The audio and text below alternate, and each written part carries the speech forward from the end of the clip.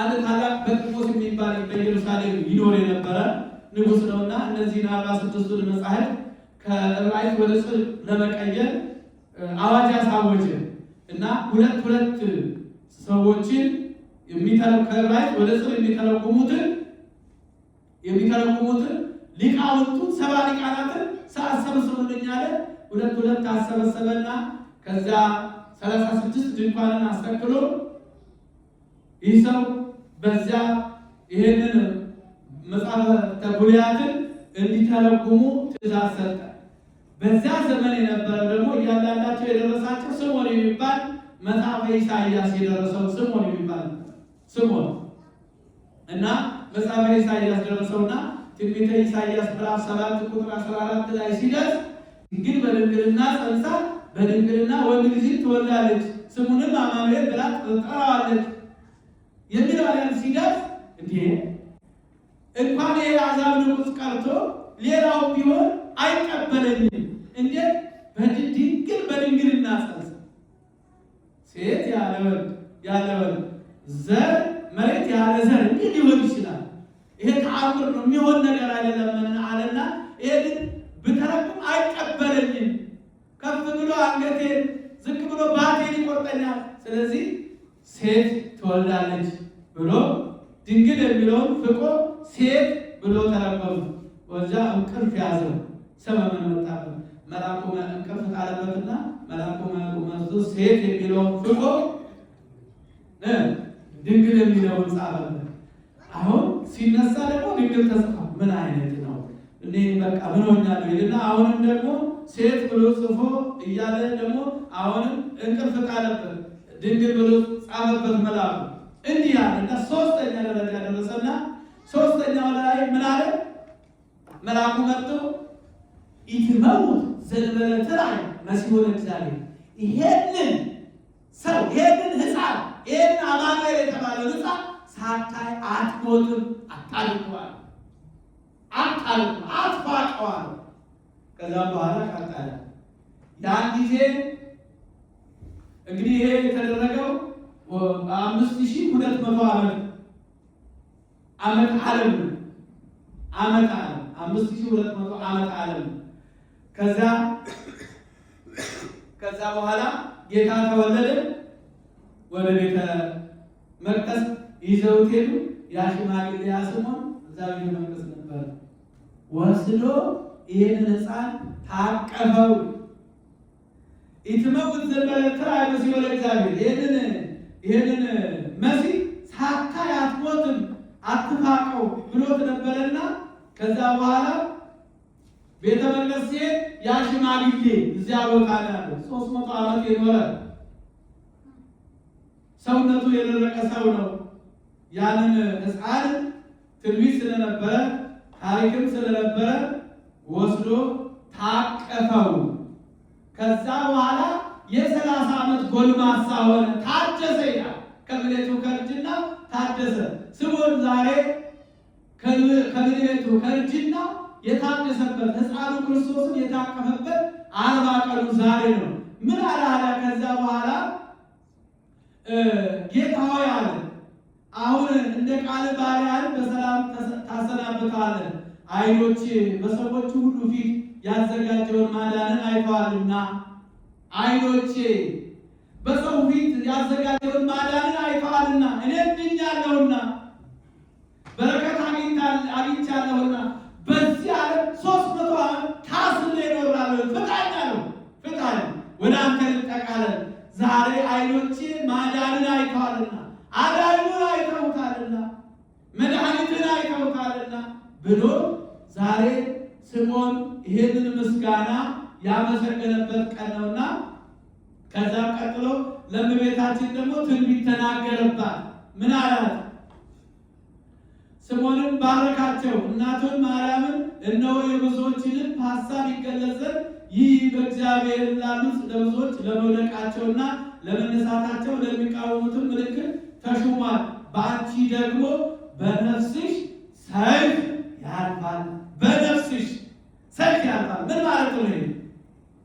ክርስቶስ ሲሰቀል ሐዘን፣ መከራ፣ ሰይፍ ይቆራረጣል። ህሊናን ይቆራረጣል። ስለዚህ በአንቺ ደግሞ ለብዙዎቹ ለመውደቃቸው ምክንያት ለመነሳታቸው ምክንያት የሚሆነው ይሄ ሕፃን ነው። ስለዚህ በአንቺ ደግሞ ሰይፍ በልብሽ ሰይፍ ያልፋል። እንደ ሰይፍ የሚሰነጣጥቅ ሐዘን ልብሶ ራቁቱን ወስዶ መስቀል ላይ ሲሰቅሉት ያን ሁሉ አይቶ ነው የነገራት። ይህን ተናግሮ በእንግዲህ እኔ ባሪያህን አሰናብተኛል፣ ይበቃኛል። ዓይኖቼ አንተን ማዳን አይተዋልና ድነቱን አይተዋልና አሰናብተኛል። ከዛ በኋላ እሱ ማረፈ የታደሰ ይላልና ዛሬ ስምዖን ዕረፍቱም ነው። ቀጥሎም ደግሞ የታደሰበት ቀን ነው። ዓይኖቹ ማዳንን ያዩበት ነው። ስለዚህ ክርስቲያኖች እኛ ዛሬ ቤተክርስቲያን መምጣታችን ክርስቶስን አዳኝ መሆኑን አምላክ መሆኑን ፈጣሪ መሆኑን የምናይበት ክርስቶስን የምንታቀፍበት ቤተክርስቲያን እዚህ ነው። ስጋው ደግሞ የምንቀበልበት የምንከብርበት ይሄ ነውና አንዱ ቅድም ልጆቹ ሲናገሩ የሉቃስ ወንጌል ምዕራፍ 2 ቁጥር 24 ላይ ታገኙታላችሁ። ቤታችሁ ገብታችሁ አንብቡ። እግዚአብሔር ስለ እንደው ይባል ሳልነካው አላልፍም ብዬ ነው ስለገጠመ። በቀደም ዕለት 2 ጥያቄዎች ነበሩ። ሁለቱን መልሰን ሁለቱን አሳድረናል። እስቲ ጥያቄዎቹን ወንድማችን ያነብልናል።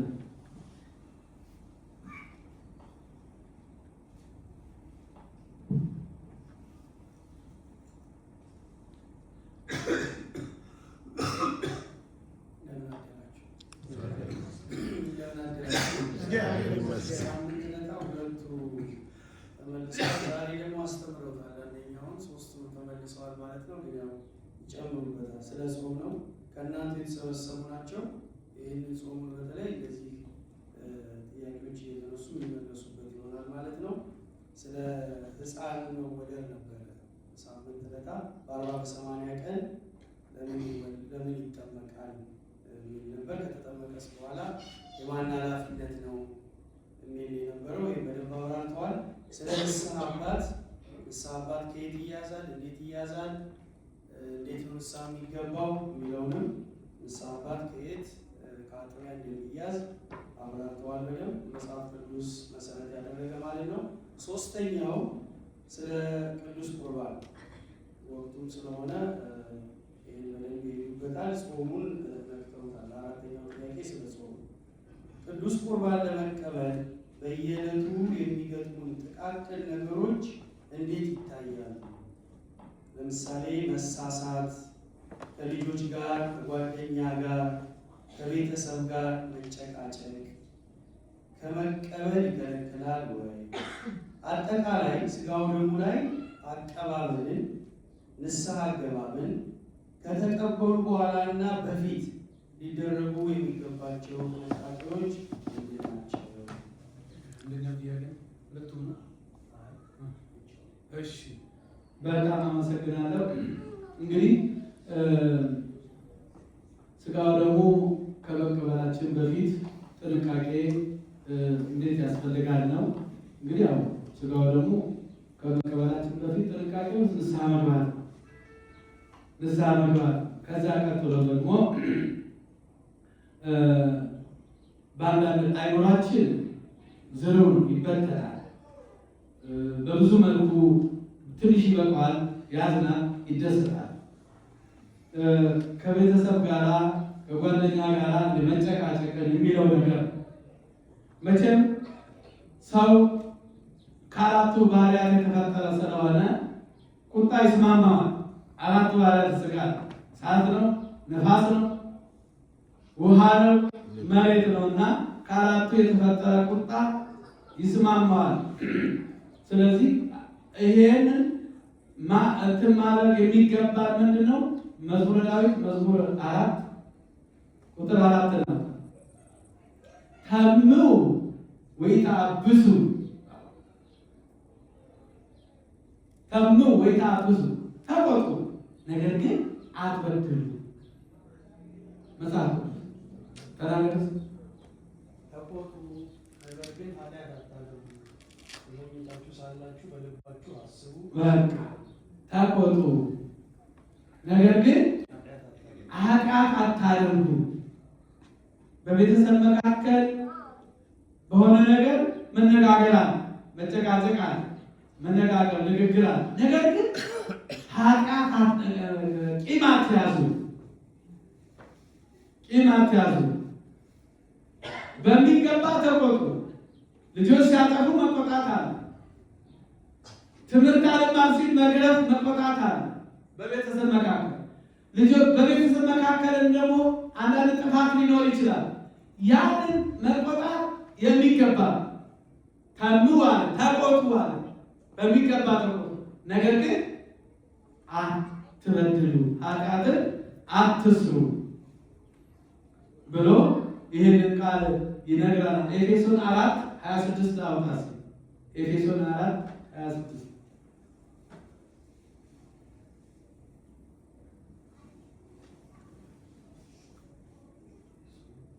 ኤፌሶን 4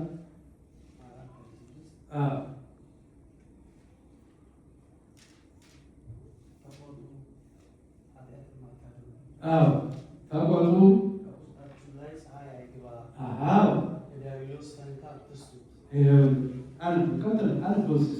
የሰረቀ እንግዲህ ወዲህ አይስረቅ፣ ነገር ግን በዚያ ፈንታ ለጎደለው የሚያካፍለው እንዲኖርለት በገዛ እጆቹ መልካምን እየሰራ ይድከም።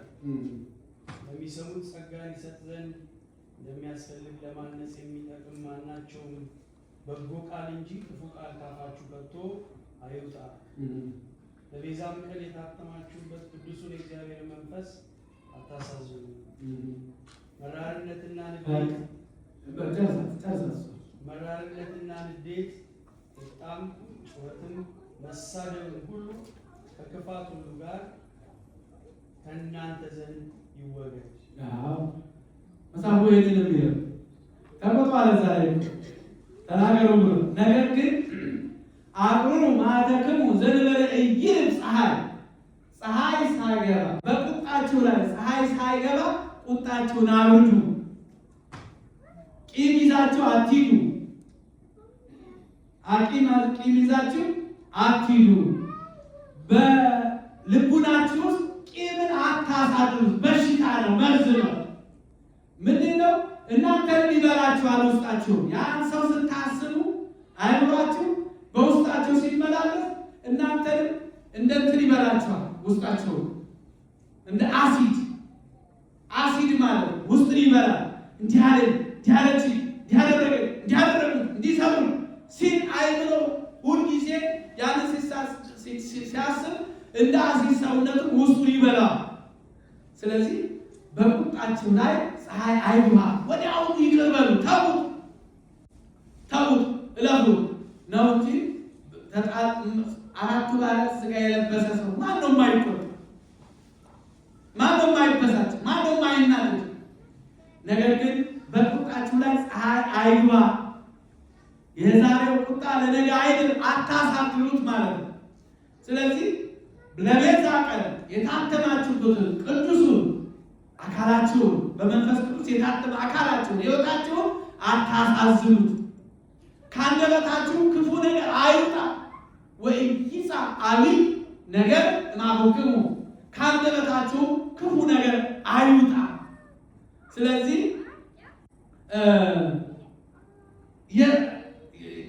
ክርስቲያን ማለት ይላል፣ ክርስቲያን ማለት ሰው ሁሉ ለመስማት የፈጠነ ለመናገር የዘገየ ይሁን። ለመስማት የፈጠነ ለመናገር የዘገየ ይሁን።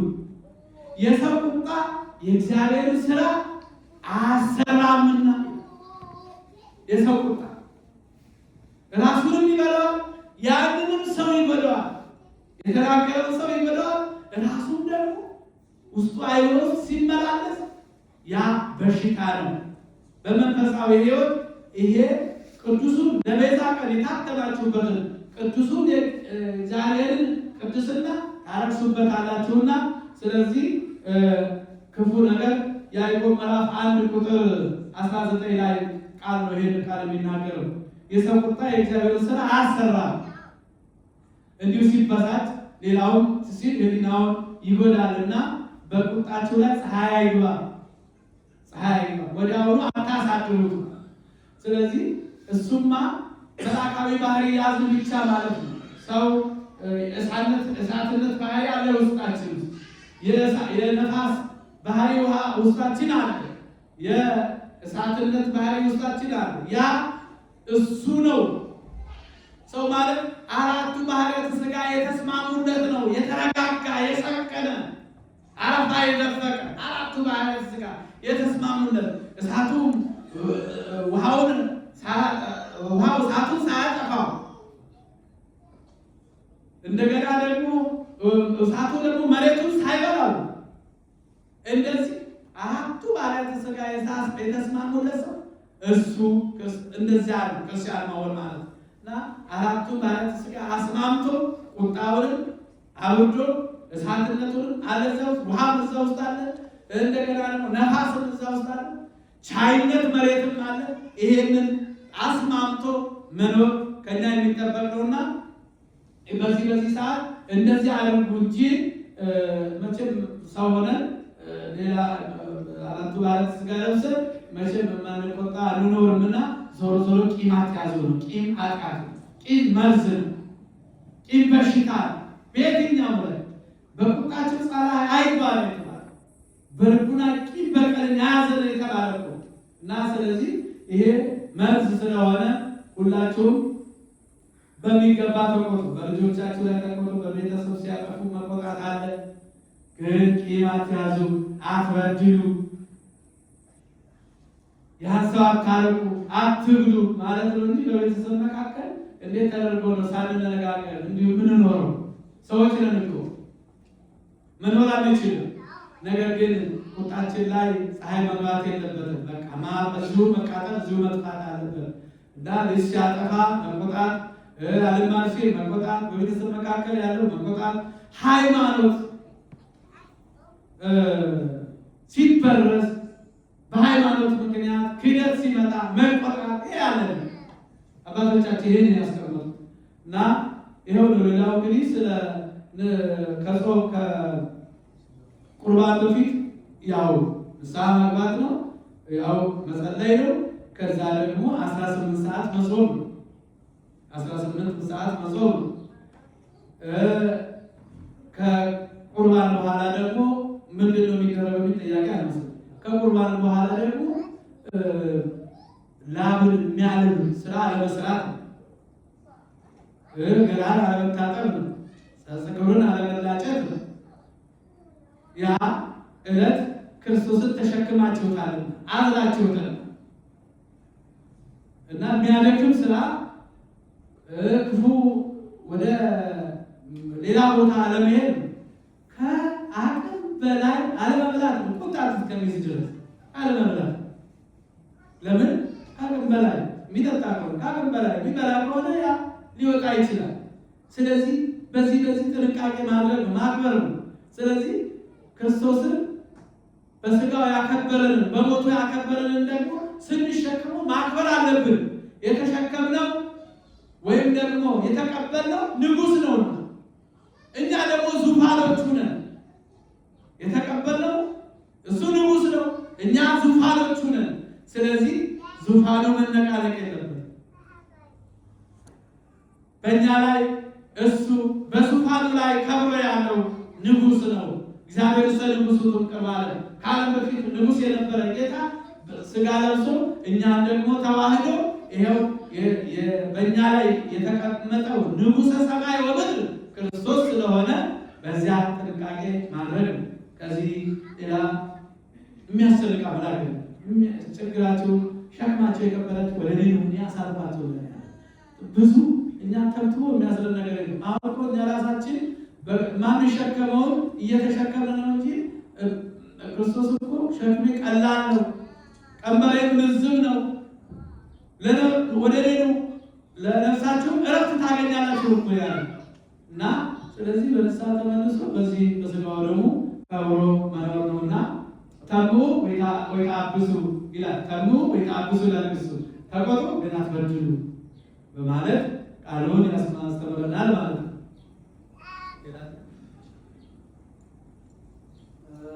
ቃሎት ያሰማል።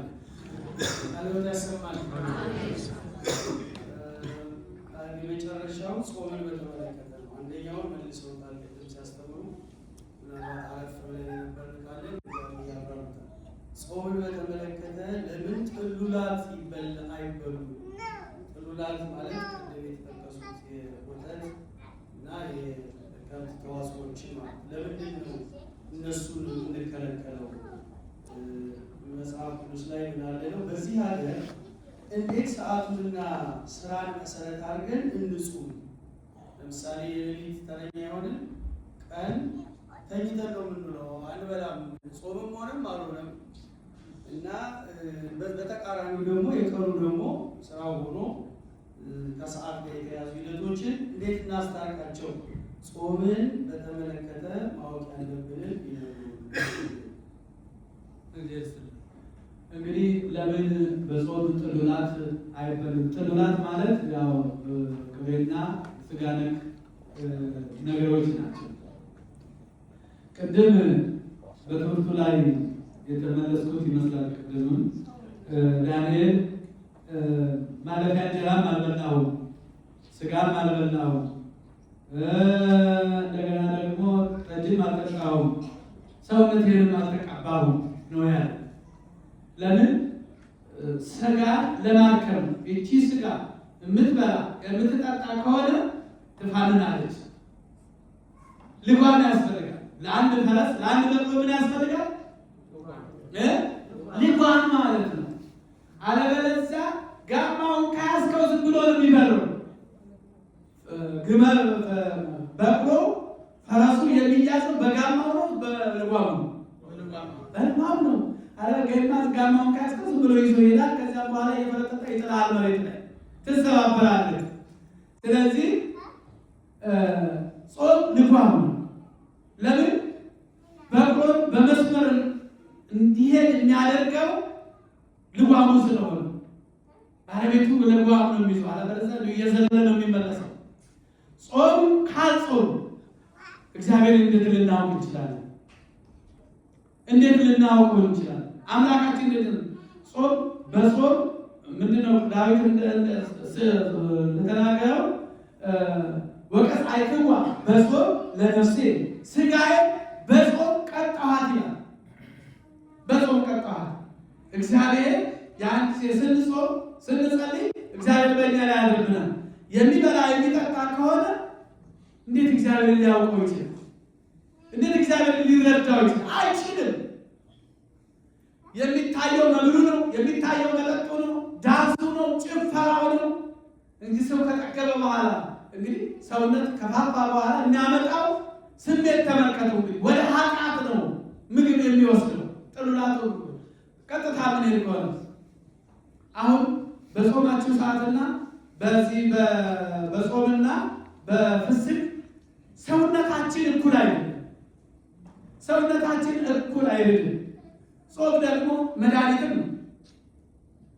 ዶክተሮቹም ታዘላቸዋል ታዘላቸዋል። ዝም ብላ ታርክበስብስ ነው አትብላ፣ በሽተኛ ያደርጋል። መጥነህ ብላ፣ በሽተኛ ያደርጋል።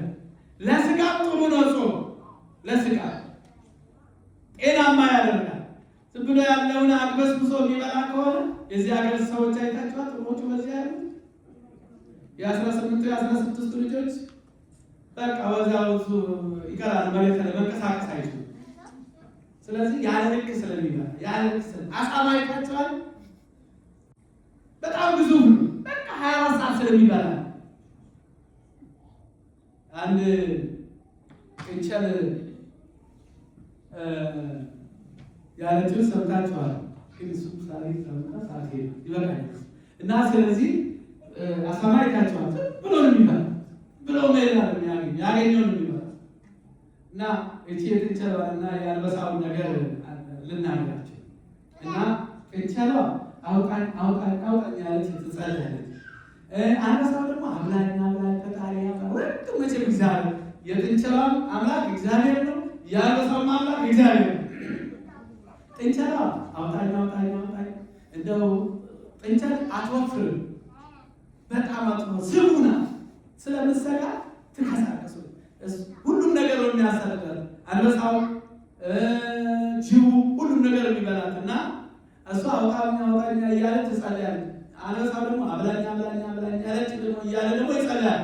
አሁን አንድ ቀን እንደዚሁ አብላኝ እያለ ሲዞር ጫካ ለጫካ አንበሳው እሷ ደግሞ አውጣኝ እያለች ጫካ ውስጥ ያገኛል። ሊይዛት ሲዘል እሷ አመለጠችው። አውጣኝ እያለች የሚጸልየው ስትሮጥ እሱ ሊይዛት አንበሳው ሊይዛት ሲሮጥ አንድ ገበሬ የገበሬ እህል ውስጥ ገብቶ አሳማው ያንን ሌሊቱን በቆሎ በልቶ እዛ መሬት ላይ ተዘርሯል፣ ተኝቷል። ከዚያ በኋላ ልክ ጠንቸሏ አጠገቡ ስደርስ ዘና አለፈች። ያ አንበሳው የታረፈ እዛ አንበሳ ሲያገኝ እሷ አንበሳውን አሳማውን ሲያገኝ እዛው ባልና ያንን ቦትፎ በላ እዛ በላው። ከዛ እሷ ማመለጠች አውጣኝ ያለችው ወጣች። አብረኛ ያለውን በላ። ሆዳሙ አሳማ አብይቶ ተበላ። ከእግዚአብሔር ከመንፈሳዊ ሕይወት ጋር ስናዛምደው ይኸው ነው። እንደዚህ አይነት ሁልጊዜ እግዚአብሔርን አያውቅም፣ ልቡ ይደፈራል ማለት። ስለዚህ ተቀነዩ ለእግዚአብሔር በፍርሃት ያለው ይሄን ነው። ለእግዚአብሔር በፍርሃት ተገዙ፣ በጾም በጸሎት ተገዙለት፣ በፍቅር ተገዙለት። ይሄንን ነው የሚያስተምረንና ጾም ጸሎት አስፈላጊ ነው። እድሜንም ያረዝማል፣ ጤናም ይሰጣል፣ ከእግዚአብሔር ጋር ያገናኛል። ጾም ጸሎት ማለት ነው። ይሄን ሁለቱን ያጠቃልላል። ቅድም መድኃኒቴ ያለ ስጋ ያለ መጠጥ ያለ ሰውነቴን አደከምኩት እያለ ሲናገር ብዙዎች አባቶች ነቢያቱ በጾም በጸሎት ነው እግዚአብሔርን ያገኙትና በዚህ ምክንያት እንግዲህ እዚህ ሀገር እንግዲህ የስራ ሁኔታ አስቸጋሪ ነው። እንደ ስራ ሁኔታ ሰዓቱን አመጣጥናችሁ እናንተ በጸሎት እየተጋችሁ በዚህ ሰዓት ብሉ አልላችሁ፣ በዚህ ሰዓትም ተው አልላችሁ። አመጣጥናችሁ ቢያንስ ከስራ ጋር አልካም እንደው ከ12 በዚህ ሀገር አቆጣጠር ማለት ነው በኋላ ብታደርጉት እስከዚያ ድረስ እናንተም አይኖራችሁ። ግን ትልቁ ነገር አይኖሮ ነው። አይኖሮ ካመነ አይኖራችሁን ካሳመናችሁ በፍጹም አይኖራችሁ፣ በፍጹም አይጠማችሁ። ይሄ አጭሬ ደግሞ በጥርጣሬ ከመጣብን በጠዋት ተነስቶ የሌለው ዳቦ ያሸተናል። በጠዋት ተነስቶ አሁን ደግሞ ስትወጡ መንገድ ቡና ያሸታችኋል። ለምን? ለማሳሳት ስለሚፈልግ ቡና ያሸታችኋል። የሌለ ነገር እንዲሸታችሁ ያደርጋችኋል። ለምን? ጥርጣሬያችሁ ስላለ። ጅብና ሰይጣን ደግሞ ልብን ነው የሚያየው። ቆራጥ ልብ አይደርስም። ጅብ አሁን ፈሪ ወደ ሰው አይጠጋም። ውሻም እንደዚሁ ነው። ጅብና ውሻም እንደዚሁ ነው። ወደ ሰውየው ቀጥ ብሎ የሚሄድ ከሆነ እዛ ወይ ብሎ ይቀራል እንጂ ወደ አንተ አይሮጥም፣ ወደ አይቀርም። የሚሮጥ ከሆነ ውሻውም እየተከተለ ይሄዳል። ሰይጣንም እንደዚህ ነው። ሰይጣንን እምቢ በሉት፣ እግዚአብሔርን እሺ በሉት። እሱ ሰይጣን ከእናንተ ይርቃል፣ እግዚአብሔር ወደ እናንተ ይቀርባል። ቅድም በመልእክቱ ላይ ሲነበረ ሰምቻለሁ። እና እንደዚህ ነውና አጣጥማችሁ መንፈሳዊ ሕይወታችሁን አድርጋችሁ እንግዲህ ዋናው ማሰብ እግዚአብሔር አባቴ ነው፣ እግዚአብሔር ፈጣሪ ነው፣ ለኔ ብሎ ነው የጾመው፣ ለኔ ብሎ ነው መከራ የተቀበለው ብለን ነው ማሰብ። እዛ በኋላ አይምሯችን ካሳመን ምንም ያስቸግረን ነገር የለም። ይበቃናል ይባል። እሺ እግዚአብሔር ይስጥልን።